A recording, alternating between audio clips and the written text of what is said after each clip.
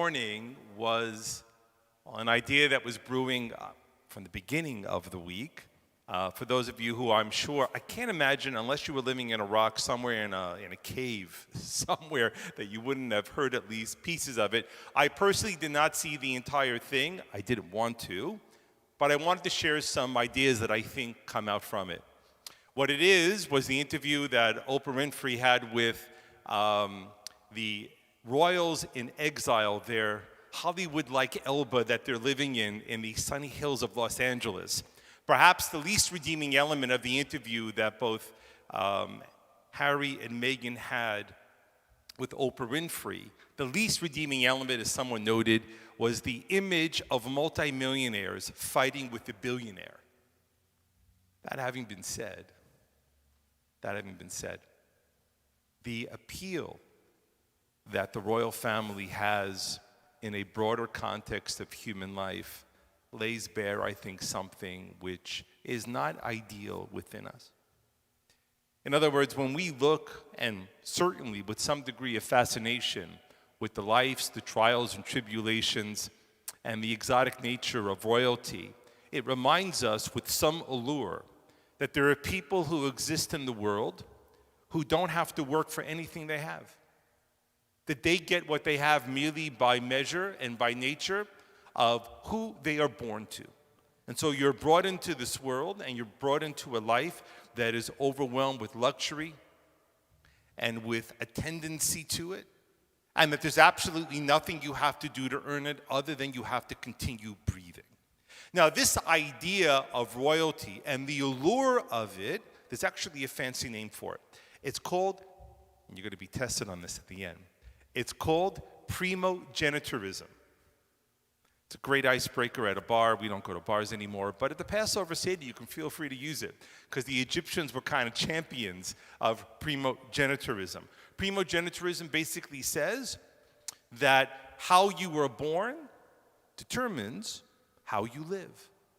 And so according to primogenitorism, the firstborn of the family was primo, right? He was considered first and foremost in the pecking order of everything that would occur and unfold in the family. But primogenitorism in its deeper form, as I said to you earlier, is the argument, the idea that how you were born and who you were born to basically explains the kind of life that you will have. Biblical Judaism, emanating from this remarkable, timeless scroll of the Torah. Biblical Judaism emerged as, albeit incomplete, emerged as an argument against primogenitorism. Judaism, in its broader form as we understand it today, is a rejection of primogenitorism. Judaism is the idea, both written large and written small, of how the things that we get to in our life and the people that we become. But before we get to that, I want to share an idea with you. The idea emanates from the very beginning of the scroll. In fact, long before it. In ancient Mesopotamia, one of the earliest empires of human civilization, the Mesopotamians roughly lived and ruled at the same time as the Egyptians did. The Egyptians created a picture-based written language called hieroglyphics. At the very same time, the Mesopotamians developed their own kind of written symbol language called cuneiform. It's interesting to note that at the same time that the Egyptians were developing their written system and the Mesopotamians were developing their written system, the Chinese were developing their written system as well. It was exploding all around the world. But the thing is, with the Mesopotamians or the Egyptians, the only people who could read their writing systems were the elite of society. Because their writing systems weren't like our writing systems. It wasn't like an A, B, and C, and D, where you could decode the letters and the words together. The way that they wrote their picture symbols, they were like codes. It was like Morse code. And only people who were intensely schooled in reading it and writing it did they have any chance of understanding what was being written. In short, the history, religious texts, legal texts of those societies were only intended for a very small fraction of their people to read and understand it. One of the groundbreaking elements that Judaism brought to the world, that the Torah introduced to humanity, was the universality of access to religious, legal, and social texts. Because what's written inside of this scroll are not picture languages that you have to go to school and become a master to. The rebus principle of learning how to read and speak emerges first in the Torah. It teaches us that the ideas that the Torah speaks about, and yes, there are laws and all cultural ideas and religious ideas, but beneath all of that, if you lift the hood of the car in this thing, what do you see? Is that it was speaking to everybody, not just somebody. Now, this idea takes itself in a different form. And that one of the Torah portions that we read this morning, the name of it is called Vayakel. For those of you who are a little bit Hebrew passionate, you'll appreciate that the word Vayakel is the same root as the word Kihila, which in Hebrew is a congregation. The Vayakel speaks about the people congregating together to build the portable tabernacle, the synagogue that the Israelites worshipped in when they wandered the desert. But the ancient rabbis were bewildered with something, and I want to share the question with you. They were bewildered that the word Vayakel, which means to congregate, that this Torah portion is named after, as the Israelites gathered to celebrate and worship in this portable tabernacle, the same word for that moment is also used when the Israelites gathered to build the golden calf.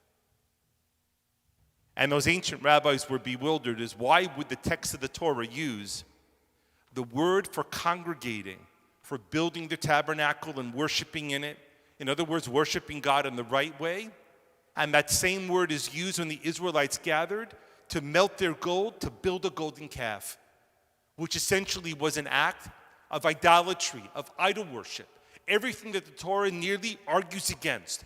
Those ancient rabbis asked, how could the same word be used for both kinds of gatherings?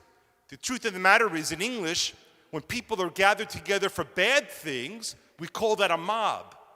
And when people gather together for peaceful things, we call that a congregating or a gathering.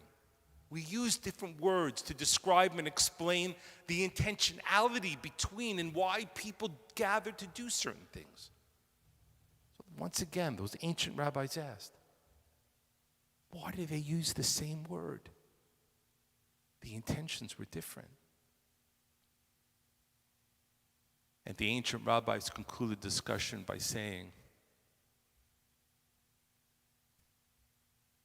by framing it in this way, they ask, what is it better?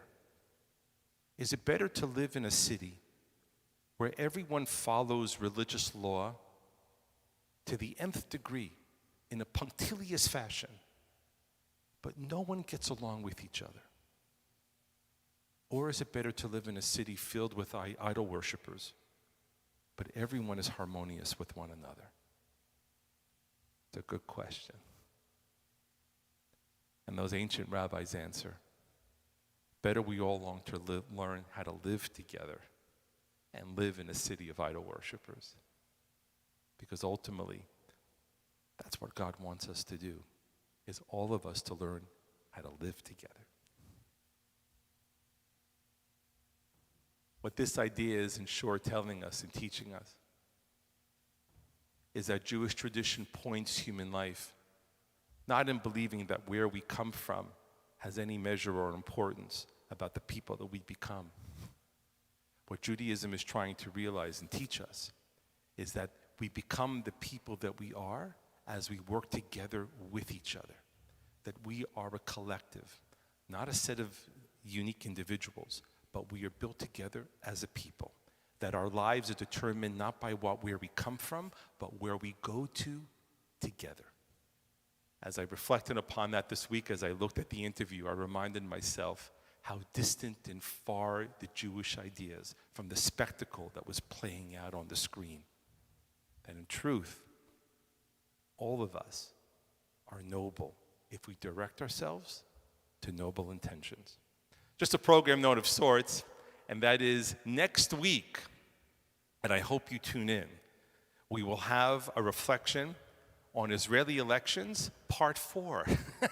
This is a never-ending saga. It's fatiguing not just to us, trust me, but to our brothers and sisters in Israel too. The Israeli elections, I think, take place in 10 days. And so we'll have a chance to reflect upon some of the things that are going on in the Israeli election cycle next Shabbat. But my best and warmest wishes to you, a Shabbat Shalom, and everyone stay safe and warm.